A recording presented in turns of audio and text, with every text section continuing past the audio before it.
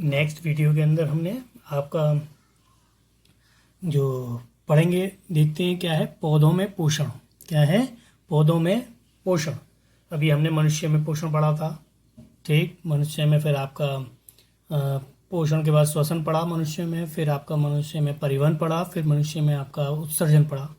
ऐसे ही हम पौधों में पढ़ेंगे कि पौधों में पोषण क्या है। चलिए पौधों में पोषण पढ़ते हैं। पौधों में पोषण एक स्वपोषी पोषण प्रक्रिया है। स्वपोषी पोषण प्रक्रिया मैंने आपको बताया था कि पौधे जो हैं स्वयं भोजन का निर्माण करते हैं अपने लिए। जो अपने लिए स्वयं भोजन का निर्माण करते हैं वो किसी पर निर्भर नहीं रहते हैं, वो क्या कहलाते हैं? स्वपोषी पोषण कहलाता है। क्या कहलाता है? स्वपोषी पोषण। पौधों में पोषण एक स्वपोषी पोषण है, प्रक्रिया है। पौधों में अपना भोजन स्वयं बनाने की क्षमता होती है। मैंने आपको फर्स्ट वीडियो के अंदर इस चैप्टर की मैंने आपको प्रकाश संश्लेषण की क्रिया पढ़ाई थी, जो पौधे जिसके द्वारा अपना भोजन का निर्माण करते थे। पौधे कार्बन डाइऑक्साइड और जल से ग्लूकोज के रूप में अपना भोजन तैयार करते हैं। पौधे कार्बन डाइऑक्साइड और जल से ग्लूकोज के रूप में अपना भोजन तैयार करते हैं, जो एक सरल कार्बनिक यौगिक होते हैं। जो एक क्या होते हैं? सरल कार्बनिक यौगिक होते हैं। पौधे किसके रूप में? कार्बन डाइऑक्साइड और जल से। किसे? कार्बन डाइऑक्साइड और जल से। आपको रिएक्शन के अंदर दिख रहा होगा ये कार्बन डाइऑक्साइड और जल। ये कार्बन डाइऑक्साइड और क्या है? जल। तो कार्बन डाइऑक्साइड और जल से ग्लूकोज के रूप में, ग्लूकोज, ये ग्लूकोज है। क्या है ये? ग्लूकोज। ग्लूकोज के रूप में अपना भोजन तैयार करते हैं, जो एक सरल कार्बनिक यौगिक होते हैं। जो एक क्या होते हैं? सरल कार्बनिक यौगिक होते हैं। कार्बनिक यौगिक वे यौगिक होते हैं जिनमें कार्बन उपस्थित होता है। इसके अंदर आपको कार्बन दिखाई दे रहा है, ये कार्बन है, तो ये कार्बनिक यौगिक है। यह प्रक्रिया सूर्य के प्रकाश की उपस्थिति में होती है। किसके प्रकाश की उपस्थिति में होती है? सूर्य के प्रकाश की उपस्थिति में होती है। ये आपको दिख रहा है प्रकाश, सूर्य के प्रकाश की उपस्थिति में होती है। इस प्रक्रिया द्वारा सौर ऊर्जा को रासायनिक ऊर्जा में परिवर्तित किया जाता है। यानी कि सौर ऊर्जा को रासायनिक ऊर्जा में परिवर्तित किया जाता है। जो सूर्य से प्राप्त ऊर्जा को किसमें? रासायनिक ऊर्जा में बदल दिया जाता है। यहाँ पर यह अभिक्रिया है प्रकाश संश्लेषण की, जो आपको पहले भी पढ़ा चुके हैं कि 6CO2 + 12H2O plus Prakash is a chlorophyll. क्या है यहाँ पर? क्लोरोफिल। क्या है ये? क्लोरोफिल। ठीक, चलिए हम आगे बढ़ते हैं। आपको समझ में आ रहा होगा, ये आपको बता दिया गया। अब पढ़ेंगे हम पौधों में श्वसन। क्या पढ़ेंगे? पौधों में श्वसन। देखिए, पृथ्वी पर सभी जीवों में ऊर्जा सौर विकिरण द्वारा प्राप्त की जाती है। ऊर्जा किससे? सौर विकिरण, यानी कि सूर्य की किरणों के द्वारा प्राप्त की जाती है। जो ऊर्जा सभी जीवों द्वारा, ऊर्जा जो किससे प्राप्त की जाती है? सौर किरणों, यानी कि सूर्य की किरणों के द्वारा, जो जीव को जीने के लिए आवश्यक हैं। जो जीव के जीने के लिए क्या है? आवश्यक हैं। केवल हरे पौधे और साइनोबैक्टीरिया प्रकाश संश्लेषण द्वारा अपना भोजन तैयार कर सकते हैं। पौधे, जो हरे पौधे हैं, और साइनोबैक्टीरिया, जो हरे पौधे जो हैं और जो साइनोबैक्टीरिया हैं, सिर्फ प्रकाश संश्लेषण द्वारा भोजन तैयार कर सकते हैं, जिसमें वे प्रकाश ऊर्जा को रासायनिक ऊर्जा में परिवर्तित करते हैं। जैसे कि अभी हमने पढ़ा था कि प्रकाश, जो आपकी प्रकाश ऊर्जा है उसको रासायनिक ऊर्जा में परिवर्तित करता है, जिसे कार्बोहाइड्रेट के रूप में संग्रहित किया जाता है। कार्बोहाइड्रेट कार्बन, हाइड्रोजन और ऑक्सीजन से बने यौगिक जो होते हैं वह कार्बोहाइड्रेट कहलाते हैं। क्या कहलाते हैं? कार्बोहाइड्रेट कहलाते हैं। कार्बन, हाइड्रोजन और ऑक्सीजन से बने यौगिक जो होते हैं वह क्या कहलाते हैं? कार्बोहाइड्रेट। जैसा कि मैं आपको बता देता हूं कि कार्बन, हाइड्रोजन और ऑक्सीजन से बने तो C6H12O6, तो आपको दिख रहा होगा ये कार्बन, हाइड्रोजन और ऑक्सीजन तीनों से बना यौगिक है। ये आपका ग्लूकोज है। क्या है ये? ग्लूकोज। तो कार्बन, हाइड्रोजन और ऑक्सीजन से बने यौगिक क्या कहलाते हैं? आपके कार्बोहाइड्रेट कहलाते हैं। क्या कहलाते हैं? ये कार्बोहाइड्रेट है। क्या ये? कार्बोहाइड्रेट। तो ये कार्बोहाइड्रेट है। तो मैंने आपको यहाँ पे बताया जिसे कार्बोहाइड्रेट के रूप में संग्रहित किया जाता है, जैसे ग्लूकोज, सुक्रोज और स्टार्च। ग्लूकोज, सुक्रोज और स्टार्च। तो मैंने आपको यहाँ पर अभी जो रिएक्शन पढ़ाई थी पौधों में पोषण के अंदर, तो यहाँ पर C6H12O6 आपको दिखाई दे रहा है। ये यही आपका क्या कहलाता है, कार्बोहाइड्रेट। क्या कहलाता है ये, कार्बोहाइड्रेट। चलिए आगे देखते हैं। तो एरोबिक श्वसन सभी यूकैरियोटिक जीवों में सामान्य रूप से होता है। यूकैरियोटिक और प्रोकैरियोटिक मैंने आपको पढ़ाया था 9th क्लास के अंदर, आपको सभी को पता होगा यूकैरियोटिक जीव और प्रोकैरियोटिक जीव क्या होते हैं। एरोबिक श्वसन सभी यूकैरियोटिक जीवों में समान रूप से होता है। एरोबिक श्वसन वह जैविक प्रक्रिया है। एरोबिक श्वसन मतलब समझ लीजिए जो हम वायु ग्रहण करते हैं और कार्बन डाइऑक्साइड जो निकालते हैं, ऐसे ही पौधे जो है कार्बन डाइऑक्साइड ग्रहण करते हैं और ऑक्सीजन बाहर निकालते हैं, वही एरोबिक श्वसन प्रक्रिया है। एरोबिक श्वसन वह जैविक प्रक्रिया है जिसमें कार्बनिक यौगिक कार्बोहाइड्रेट ऑक्सीजन के साथ रासायनिक क्रिया करके, जिसमें कार्बनिक यौगिक यानी कि कार्बोहाइड्रेट ग्लूकोज, सुक्रोज और स्टार्च जो है ऑक्सीजन के साथ क्रिया करके कार्बन डाइऑक्साइड और पानी में टूटता है। किसमें टूटता है, कार्बन डाइऑक्साइड और पानी में टूटता है और ऊर्जा का उत्पादन एटीपी के रूप में करता है। किसके रूप में करता है, एटीपी। एटीपी क्या है, एडोनिसिन ट्राइफॉस्फेट। इसके रूप में ऊर्जा संग्रहित होती है कहां पर, माइटोकॉन्ड्रिया के अंदर, जो आपको पहले भी बता चुके हैं। पौधों में श्वसन को निम्नलिखित रूप से व्यक्त किया जा सकता है। पौधों में जो श्वसन है आपका, इसको निम्नलिखित रूप से व्यक्त किया जा सकता है। देखिए यहाँ पे सुक्रोज है, ये ऑक्सीजन है, ये दोनों आपस में क्रिया करेंगे, कार्बन डाइऑक्साइड और पानी में टूट जाएंगे और इससे ऊर्जा का उत्पादन होता है। किसके रूप में, एटीपी के रूप में। किसके रूप में, एटीपी के रूप में। किसके रूप में, एटीपी। एटीपी के रूप में ऊर्जा संग्रहित होती है कहां पर, माइटोकॉन्ड्रिया के अंदर। इसीलिए माइटोकॉन्ड्रिया को पावर हाउस भी कहा जाता है, जो आपने 9th क्लास के अंदर पढ़ा था, सभी बच्चों को पता होगा। चलिए आगे बढ़ते हैं, आगे देखते हैं आगे क्या है हमारा।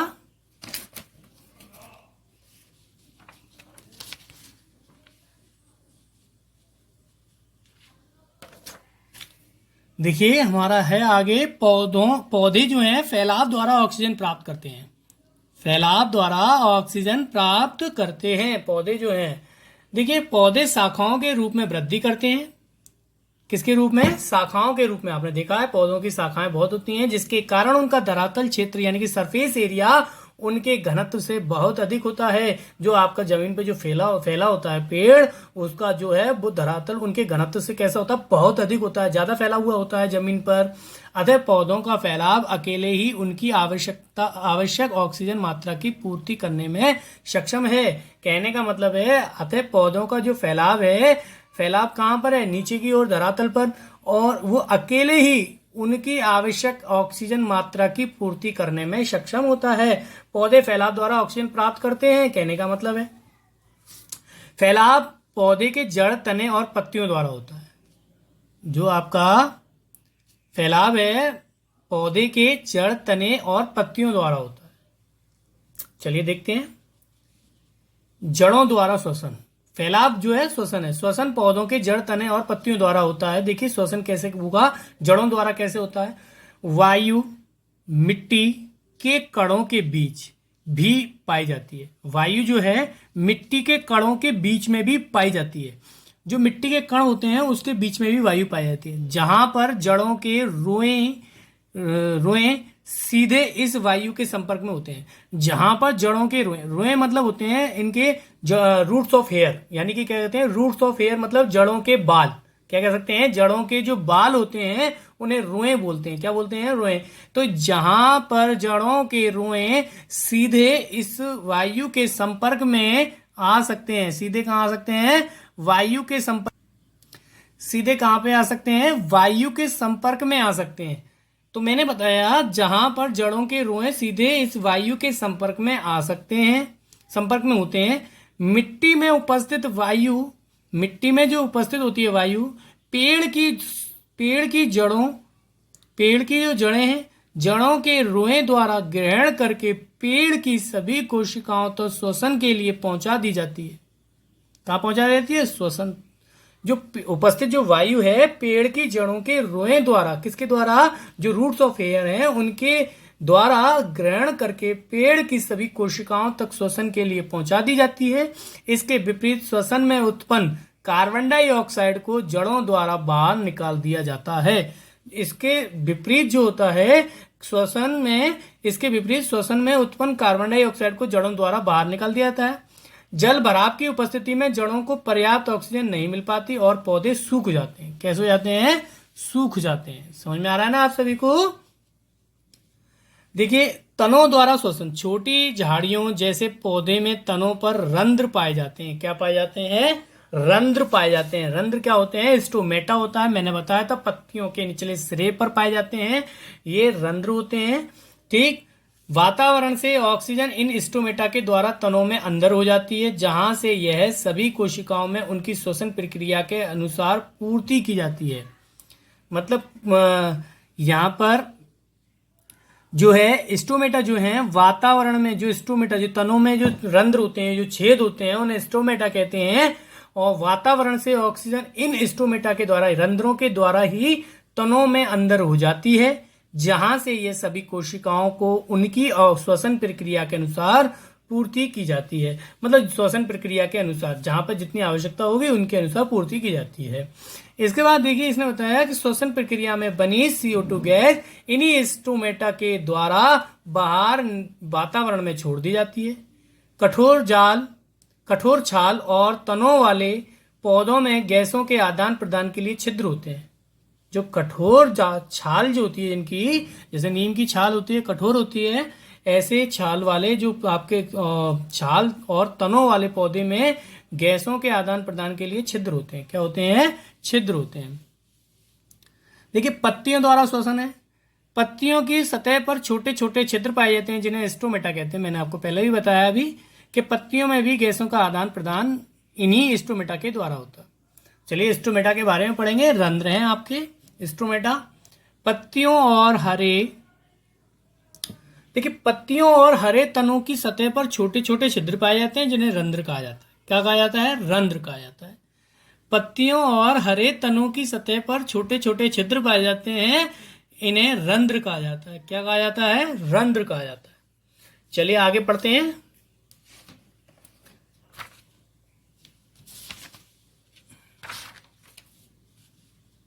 इन छिद्रों को दो सुरक्षा कोशिकाओं की सहायता से नियंत्रित किया जाता है। दो सुरक्षा कोशिकाएं होती हैं, इनकी सहायता से इन्हें क्या किया जाता है? छिद्रों को नियंत्रित किया जाता है, जो उनके रंध्रों के खुलने और बंद होने को नियंत्रित करते हैं। जो उनके रंध्र जो हैं, रंध्रों के खुलने और बंद होने को नियंत्रित करते हैं। चलिए बात करते हैं। यहां पर बात करेंगे द्विपत्री पौधे, यानी कि द्विपत्री पौधे जो हैं, ये यहां पर ये आपको उत्तर गलत लिखा हुआ है। देखिए, द्विपत्री पौधे में राजमा के दाने के आकार की होती है। मतलब जो आपके जो रंध्र होते हैं वो राजमा के आकार के होते हैं। द्विपत्री पौधों में जो आपके होते हैं राजमा के दाने के आकार की होती हैं, और जब एक पत्री पौधे में यह डंबल के आकार की होते हैं। तो द्विपत्री पौधे कौन से होते हैं मैं बता देता हूं। जैसे चना है, चने का जब आप बाह्य आवरण जब हटाओगे तो चना दो पार्ट में बढ़ जाता है, तो वो द्विबीजपत्री है। मटर है, मटर का जब बाह्य आवरण जब खोलोगे आप तो वह भी क्या है? दो भागों में बढ़ जाती है मटर का दाना भी, तो वह भी द्विबीजपत्री पौधा होता है मटर का भी। ठीक, और एक बीजपत्री जैसे गेहूं है, चावल है, जब आप चावल का एक बाह्य वातावरण हटाओगे, बाह्य आवरण जो उसका हटाओगे, तो वो क्या होगा? चावल भी एक ही बीज निकलेगा। चावल का क्या ये तो नहीं, दो निकलेंगे। ठीक, तो वो भी क्या है? आपका क्या है? एक बीजपत्री। और ऐसे गेहूं है आपका एक बीजपत्री। ठीक, तो द्विबीजपत्री पौधा राजमा के दाने के आकार का होता है, जबकि एक बीजपत्री पौधे में ये डंबल के आकार के होते हैं। सुरक्षा कोशिकाएं पानी की अधिक मात्रा को शोषित कर फूल जाती हैं। जब पानी की अधिक मात्रा जब ग्रहण कर लेती हैं, तो ये आपकी सुरक्षा कोशिकाएं होती हैं, वो कैसे हो जाती हैं?